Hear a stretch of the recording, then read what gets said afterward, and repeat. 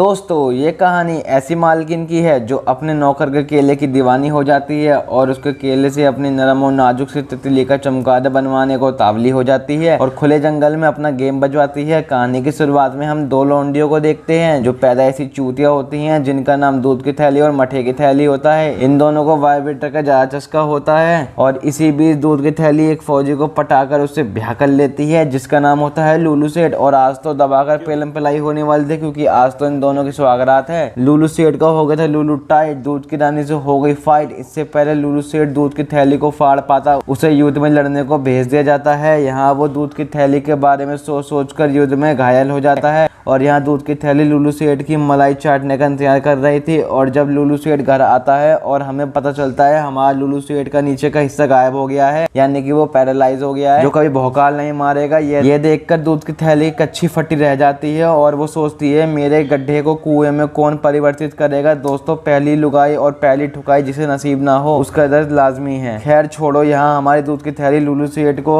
हवेली पर लाकर नहलाती है, धुलाती है, पिलाती है, घुमाती है, उसकी सारी केयर करती है। लूलू सेठ के लूला ना होने के बावजूद वो उसके बराबर प्यार करती है। एक रात दूध की थैली को अपने खट्टे में आधे लेने का मन कर रहा था। वो लूलू सेठ के हाथ को अपनी तितली पर रखती है पर लूलू सेठ अपना हाथ हटा लेता है। अगले दिन दूध की थैली उसे घुमाते हुए एक जगह ले जाती है। लूलू सेठ बताता है मैं बचपन में यहाँ अपना हैंडपंप नचाता था और आज वो मेरी फिरंगी बना रहा है। इसका मतलब वो एक सैंपल चाहता था, अगर सैंपल नहीं मिला तो उसका वंश खत्म हो जाएगा। यहाँ लूलू सेठ दूध की थैली से कहता है मैं अब किसी काम का नहीं, तुम अपनी तितली को जहाँ मर्जी वहाँ उड़ाओ, मुझे कोई मतलब नहीं। ये सुनकर दूध की थैली बहुत खुश हो जाती है, उसकी भरोसे में लगी हुई आग जल्दी मिटने वाली है। अब ऐसे ही कई दिन बीत जाते हैं। एक दिन दूध की थैली जंगल में घूम रही थी, उसे एक छोटी सी झोपड़ी दिखती है। ये देख वो उसके पास जाती है जहाँ एक नौकर नंगा होकर नहा रहा था।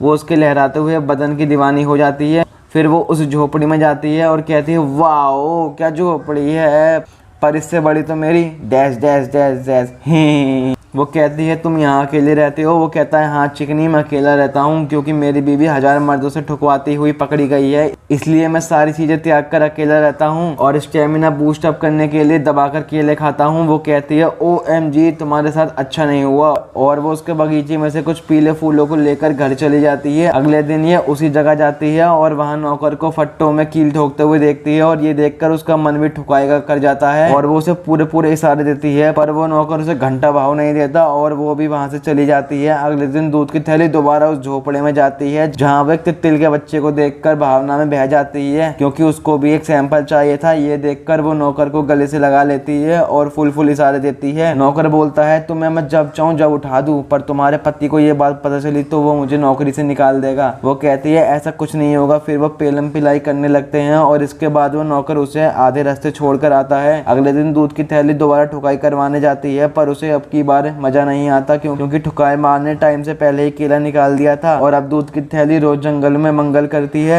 और अब दूध की थैली को ठुकाई मार से तगड़ा वाला प्यार हो जाता है। एक दिन दूध की थैली को पता चलता है वो प्रेग्नेंट है। वो लूलू सेठ से कहती है मैं थोड़े दिन के लिए अपने घर जा रही हूँ। ये सुनकर लूलू सेठ बहुत खुश होता है, उसे लगता है ये उसका बच्चा पैदा करने वाली बात मान गई है। दूध की थैली अपनी प्रेग्नेंट वाली बात ठुकाई मार को बताती है। ये सुनकर ठुकाई मार बहुत गुस्सा होता है और कहता है तूने मेरा सही से यूज कर लिया बहनचो, तुझे मेरे से बच्चा चाहिए था, अब तेरे चक्कर में मेरी लुपलुपा रही है। ये सुनकर वो गुस्सा हो जाती है और वहां से चली जाती है। वो वहां अपनी डायरी भूल जाती है और ठुकाई मार उसे आवाज मारता रह जाता है पर वो नहीं सुनती। दूध की थैली को ठुकाई मार की ठुकाई बहुत याद आती है और वो उसके झोपड़े में दोबारा मरवाने जाती है और वो ठुकाई मार से कहती है मैं तुमसे बहुत प्यार करती हूँ और तुम्हारे लिए मैं अपने पति को तलाक दे दूंगी, ये सिर्फ तुम्हारे लिए। तभी बारिश होने लगती है और वो नंगी होकर नहाने लगती है। ठुकाई मार से ये सब देखकर रहा नहीं जाता और वो उसको बजाने लगता है। वहीं दूध की थैली को ढूंढते हुए उसकी नौकरानी जंगल में पहुंच जाती है और उनको नहाते हुए देख लेती है। ये देखकर उन दोनों की फट जाती है। अगले दिन दूध की थैली की बहन मठे की थैली आती है और वो दोनों बातें करते हैं। दूध की थैली मजे में उसे ठुकाई मार और अपनी कहानी बताती है। ये सुनकर मठे की थैली बोलती है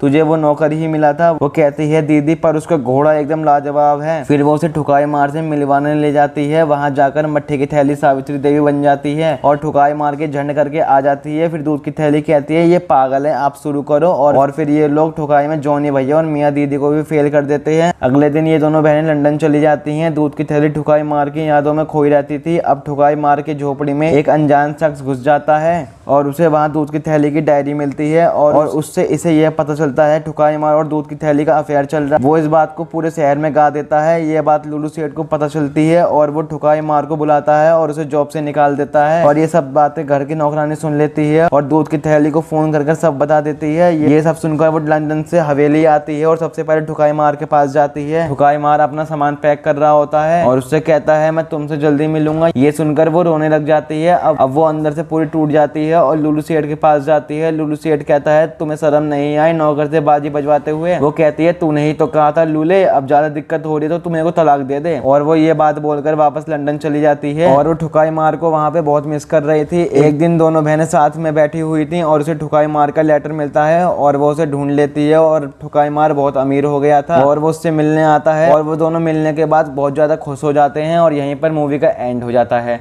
तो दोस्तों कैसा लगा ये आपको मेरा एक्सप्लेनेशन? तो दोस्तों अगर आपको हमारी वीडियो पसंद आई है दोस्तों वीडियो को एक लाइक करें और चैनल को सब्सक्राइब करना ना भूलना। दोस्तों मैं आपसे मिलता हूँ किसी और इंटरेस्टिंग वीडियो में, जब तक के लिए टेक केयर एंड बाय।